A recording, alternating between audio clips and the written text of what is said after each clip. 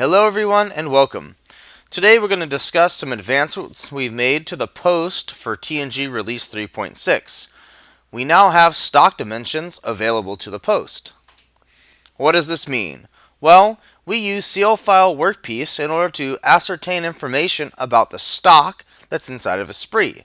Certain machine controls are able to draw the stock and actually simulate the NC code, so you can check for any sort of problem on the actual control.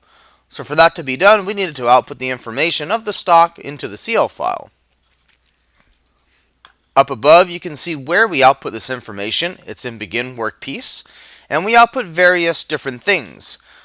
We output basically the minimum X, Y, and Z values, the stock type, and if it is a bar or a tube, we output the inner diameter, outer diameter, and also the vector with which the stock is extruded in. Down below you can see an example of what the post processor would look like, and this specific example is to output block form for height and height controls.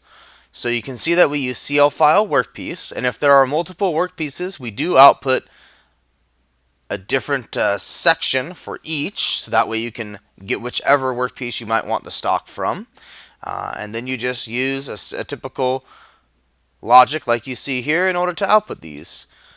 So let's take a look at an example. So in this example, I have just one workpiece and just one stock. So I have a stock here. And if I look at the machine, I have one work offset. Now, if I have multiple work offsets, we simply take the first one as the reference point for the stock dimensions. Let's go ahead and make NC code. So basically all I output is this block form, and you'll see I have block form.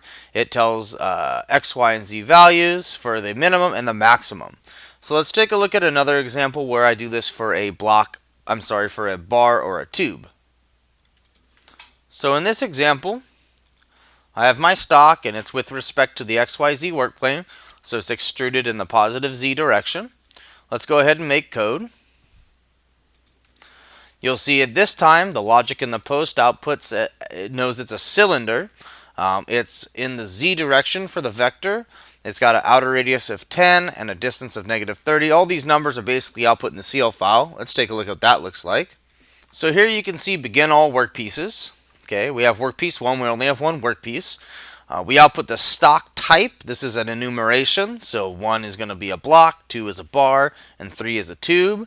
Then we output the vector as a set of 3 different values, so you can figure out if it's in the positive Z, positive X, or positive Y. These will always be positive numbers.